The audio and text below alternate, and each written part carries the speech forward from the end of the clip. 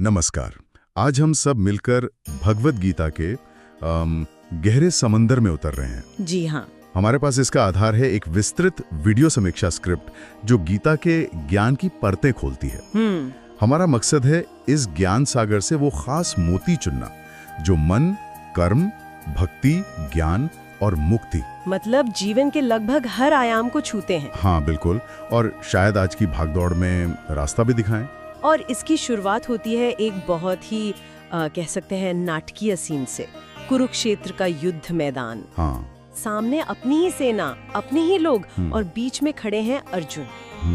पूरी तरह से मतलब टूटे हुए, मोह और दुविधा में फंसे हुए। धनुष हाथ से छूट रहा है। हाँ बिल्कुल, ये सिर्फ एक कहानी नहीं है, ये कहीं ना कहीं हर इंसान के अंदर चलने वाला एक संघर्ष है। बिल्कुल। वो पल जब लगता है कि भाई आगे बढ़ना नामुमकिन है, जब कर्तव्य और भावनाएं आमने सामने हो। सही बात है। और ठीक इसी नाजुक मोड़ पर श्री कृष्ण वो संवाद शुरू करते हैं जो इतिहास बन गया।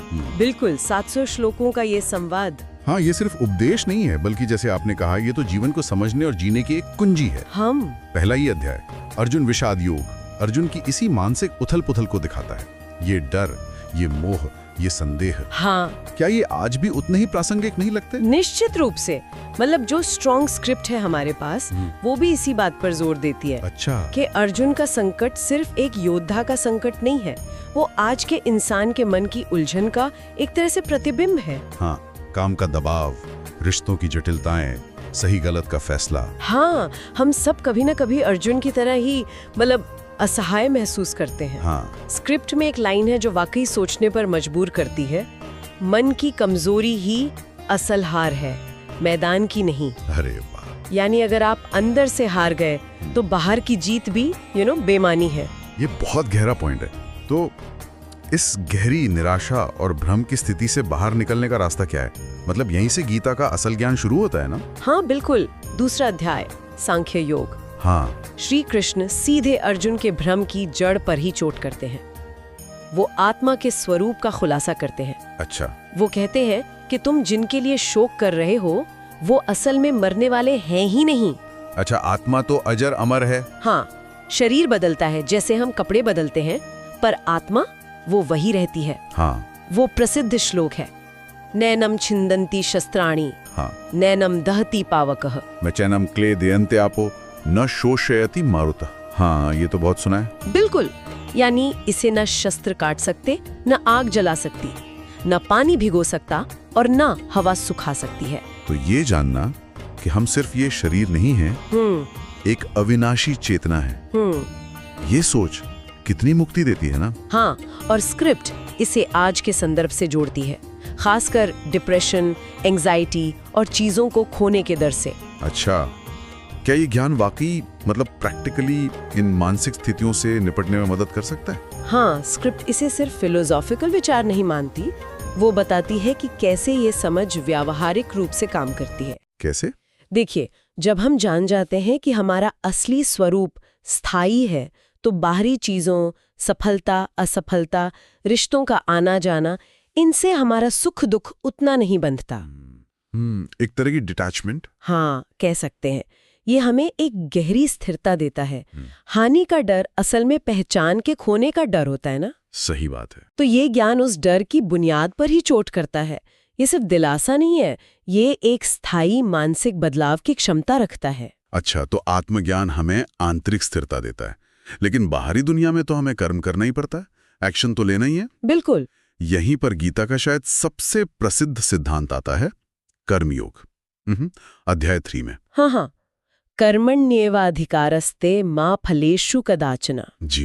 ये श्लोक तो जैसे कर्म का घोषणा पत्र है। तुम्हारा अधिकार केवल कर्म करने में है, उसके फल पर कभी नहीं। अब सुनने में ये थोड़ा आदर्शवादी लगता है ना? वही तो, खासकर आज की दुनिया में जहाँ सब कुछ रिजल्ट ओरिएंटेड है। बिल्कुल। तो ये सवाल उठता है कि क्या इसका मतलब है कि हमें लक्ष्य ही नहीं बनाने चाहिए या परिणामों की परवाह ही नहीं करनी चाहिए? नहीं, श्रोत स्क्रिप्ट इस बात को बहुत अच्छे से स्पष्ट करती है। अच्छा। गीता लक्ष्य बनाने या उत्कृष्टता के लिए प्रयास करने से मना नहीं करती। अच्छा।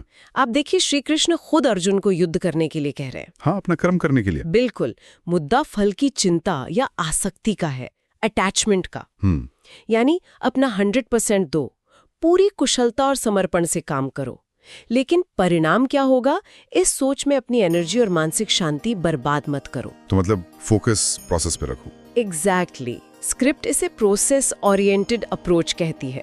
अपना ध्यान प्रक्रिया पर रखो, परिणाम अपने आप आएगा, और अगर नहीं भी आया तो तुम्हारा मन विचलित नहीं होगा। ये एक तरह से अपेक्षाओं के बोझ से मुक्ति है। बिल्कुल, और शायद यही मुक्ति हमें कर्म को और बेहतर ढंग से करने की ऊर्जा भी देती है। हाँ, क्योंकि ध्यान बंटता नहीं है। फिर जब हम परिणाम के डर या लालच से मुक्त होकर काम करते हैं तो काम की क्वालिटी वो अपने आप बढ़ जाती है। सही कहा। और कर्म को सही दिशा देने के लिए क्या जरूरी है? ज्ञान। हाँ, इसलिए अध्याय 4 में ज्ञान योग की बात आती है। श्री कृष्ण कहते हैं कि ज्ञान की अग्नि वो सभी कर्मों के फलों को भस्म कर देती है। ज्ञानाग्नि सर्व कर्माणि भस्मसात् कुरुते तथा। जी, यहाँ ज्ञान का मतलब सिर्फ जानकारी इकट्ठा करना नहीं है। तो फिर किस तरह का ज्ञान? क्या ये आध्यात्मिक ज्ञान है या प्रैक्टिकल विजडम? कह सकते हैं दोनों का मिश्रण है। अच्छा। स्रोत बताता है कि ये आत्मज्ञान भी है, मैं कौन हूँ। कर्म के स्वभाव का ज्ञान भी है, क्या करना सही है क्या गलत, और प्रकृति के नियमों का ज्ञान भी।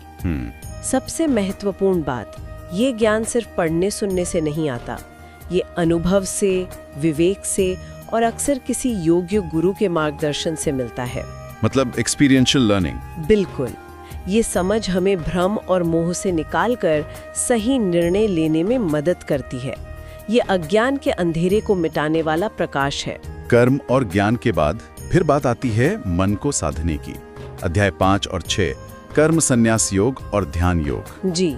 संन्यास का जिक्र आते ही अक्सर लोग समझते हैं कि भाई सब कुछ छोड़ छाड़ कर चले जाना। हाँ, ये एक आम गलतफहमी है। गीता के अनुसार सच्चा संन्यास बाहरी त्याग नहीं है। तो फिर ये आंतरिक त्याग है। कर्तापन के अहंकार का त्याग, फलों की आसक्ति का त्याग। आप दुनिया में रहकर अपने सारे कर्तव्य निभाते हुए भी सन्यासी हो सकते हो। अच्छा, मतलब एक्शन में रहते हुए भी डिटैच्ड रहना। हाँ, और इस अवस्था को पाने में मदद करता है ध्यान योग, यानी मन को एकाग्र और शांत करने का अभ्यास, जिसे आजकल माइंडफुलनेस या मेडिटेशन के रूप में इतनी अहमियत दी जा रही है। बिल्कुल, गीता तो हजारों साल पहले इसकी बात कर रही थी। हाँ, वो श्लोक है ना, योगस्था कुरु कर्माणि संगम त्यक्त्वा धनंजय। जी, योग में स्थित होकर आसक्ति त्याग कर कर्म करो। ये स्थिरता आती कैसे है? क्या स्क्रिप्ट ध्यान की किसी खास टेक्निक का जिक्र करती है? स्क्रिप्ट किसी खास तकनीक पर फोकस करने के बजाय ध्यान के सिद्धांत पर जोर देती है। हाँ। इंद्रियों को कंट्रोल करना, मन को बाहरी भटकावों से हटाकर अपने लक्ष्य या ईश्वर पर केंद्रित करना, और समत्व का भाव विकसित करना। समत्व मतलब सुख दुख लाभ हानि में समान रहना, बैलेंस में रहना। ये निरंतर अभ्यास की प्रक्रिया है। और इसका आज के टाइम में क्या रिलेवेंस है? अरे बहुत गहरा महत्व है। बेहतर फोकस, स्ट्रेस में कमी, इमोशनल बैलेंस और क्लियर डिसीजन मेकिंग। हाँ, ये तो आज के मल्टीटास्किंग और हमेशा बिजी लाइफस्टाइल का एक पावरफुल तोड़ है। बिल्कुल। कर्म, ज्ञान, ध्यान, और फिर आता है भक्ति का मार्ग। अध्याय 7 से लेकर 9 तक, और फिर अध्याय 12 में भी भक्ति पर बहुत जोर है। हाँ, बिल्कुल। श्री कृष्ण अपने दिव्य स्वरूप का वर्णन करते हैं और कहते हैं, वासुदेवः सर्वमिति, सब कुछ वासुदेव ही है। ये भक्ति आखिर है क्या? क्या ये सिर्फ पूजा पाठ या रिचुअल्स हैं? स्रोत्र स्क्रिप्ट इसे बहुत खूबसूरती से समझाती है। भक्ति मूल रूप से प्रेम है। प्रेम? हाँ, ईश्वर के प्रति अनन्य निस्वार्थ प्रेम और समर्पण। ये एक रिश्ता है, एक कनेक्शन है। पूजा पाठ या कर्म कांड इसके बाहरी रूप हो सकते हैं, पर असली भक्ति तो दिल में होती है। ये ईश्वर पर अटूट विश्वास है, ये भरोसा कि वो हमेशा हमारे साथ है, हमारा मार्गदर्शन कर रहा है। स्क्रिप्ट में मीरा, हनुमान और अर्जुन जैसे उदाहरणों का जिक्र है। ये दिखाते हैं कि भक्ति के कितने अलग अलग रंग हो सकते हैं। हाँ, बिल्कुल। मीरा का माधुर्य भाव, हनुमान जी का दास्ता और सेवा भाव, अर्जुन का सखा भाव। मतलब भक्ति कोई एक फिक्स रास्ता नहीं है। नहीं, बिल्कुल नहीं। महत्वपूर्ण है वो आंतरिक भावना, चाहे वो किसी भी रूप में प्रकट हो। और भक्ति जो है वो ज्ञान और कर्म को भी पूर्णता देती है। कैसे? जब ज्ञान हृदय के प्रेम से जुड़ता है तो वो सिर्फ सूखा ज्ञान नहीं रहता, और कर्म जब ईश्वर को समर्पित होकर किया जाता है तो वो बंधन का कारण नहीं बनता। अच्छा। भक्ति उस खाई को पाटती है जो अक्सर हमें अपने सीमित मैं और उस असीम दिव्यता के बीच महसूस होती है। और इसी दिव्यता के असीम विस्तार का अनुभव होता है अध्याय 10 और 11 में, जब श्री कृष्ण अर्जुन को अपना विश्व रूप दिखाते हैं। हाँ, विश्वरूप दर्शन। स्क्रिप्ट में इसका वर्णन बहुत विस्मयकारी बताया गया है। हजारों सूर्य एक साथ उग गए हों ऐसा प्रकाश। हाँ, ब्रह्मांड का कण कण, भूत, वर्तमान, भविष्य, सब कुछ एक ही स्वरूप में दिखना। ये अनुभव अर्जुन के लिए कैसा रहा होगा, सोचकर ही तोड़ देता है। उन्हें समझ आता है कि जिसे वो अपना सारथी समझ रहे थे वो वास्तव में पूरी सृष्टि का स्रोत और संहारक है। स्क्रिप्ट इसे अहंकार का विघटन कहती है। बिल्कुल। जब आप उस विराट सत्ता को देखते हैं तो अपनी छोटी सी मैं और अपनी छोटी छोटी समस्याएं कितनी तुच्छ लगने लगती हैं। तो विश्वरूप दर्शन का संदेश सिर्फ ईश्वर की महिमा दिखाना नहीं है, बल्कि हमारे अपने नजरिए को बदलना है। हाँ, ये समझना कि हम उस विराट योजना का एक छोटा सा हिस्सा है। ये हमें हमारी सीमाओं का एहसास कराता है और साथ ही उस असीम संभावना का भी जिससे हम जुड़े हुए हैं। ये हमें याद दिलाता है कि दिव्यता सिर्फ मंदिरों में या दूर आसमान में नहीं है, बल्कि हर चीज में, हर कण में मौजूद है। बिल्कुल।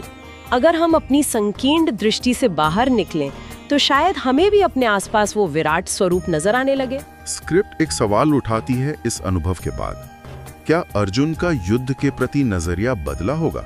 हाँ, मुझे लगता है बिल्कुल बदला होगा। शायद वो इसे व्यक्तिगत लड़ाई के बजाय एक बड़े कर्तव्यों के रूप में देखने लगे होंगे। विश्वरूप दर्शन के बाद गीता आगे बढ़ते हुए भक्ति के स्वरूप, प्रकृति के 3 गुणों सत, रज, तम, इनकी बात करती है। हाँ, और दैवीय व आसुरी स्वभावों की चर्चा करती है। अध्याय 16 में दैवीय और आसुरी संपदा का वर्णन है। हाँ, इसका क्या महत्व है? ये अध्याय एक तरह से सेल्फ एनालिसिस का आईना है। अच्छा। दैवीय गुण जैसे अभय, सत्य, अहिंसा, दान, क्षमा, ये हमें दिव्यता की ओर ले जाते हैं, जबकि आसुरी गुण जैसे दंभ, दर्प, क्रोध, कठोरता, ये हमें नीचे गिराते हैं। स्रोत बताता है कि ये सिर्फ नैतिक श्रेणियां नहीं है, ये हमारी आंतरिक प्रवृत्तियां हैं जो हमारे विचारों, कर्मों और अंततः हमारे भाग्य का निर्माण करती हैं। मतलब हमारा स्वभाव ही हमारा भाग्य बनाता है। हाँ, काफी हद तक। और अच्छी बात ये है कि हम सचेत रूप से चुन सकते हैं कि हमें किन गुणों को विकसित करना है। और फिर हम पहुंचते हैं गीता के सार की ओर, खासकर अध्याय 18 में, जहां श्री कृष्ण सभी उपदेशों का निचोड़ प्रस्तुत करते हैं। जी, क्लाइमैक्स कह सकते हैं। यहीं पर वो महत्वपूर्ण संदेश भी आता है, स्वधर्मे निधनम श्रेय परधर्मो भयावह। हाँ, अपने स्वधर्म में मरना भी बेहतर है, दूसरे का धर्म खतरनाक होता है। स्वधर्म का यहाँ क्या मतलब है? क्या ये सिर्फ वर्ण व्यवस्था या सोशल रोल है? स्रोत स्क्रिप्ट इसे बहुत व्यापक अर्थ में देखती है। स्वधर्म का मतलब सिर्फ बाहरी कर्तव्य या सामाजिक भूमिका नहीं है। तो फिर ये हमारी आंतरिक प्रकृति है, हमारी सहज योग्यताएं, हमारी यूनिक क्षमताएं और झुकाव, हमारी ओरिजिनल नेचर। अच्छा। गीता कहती है कि अपनी प्रकृति को पहचानो और उसी के अनुसार अपना कर्म चुनो और उसे निभाओ।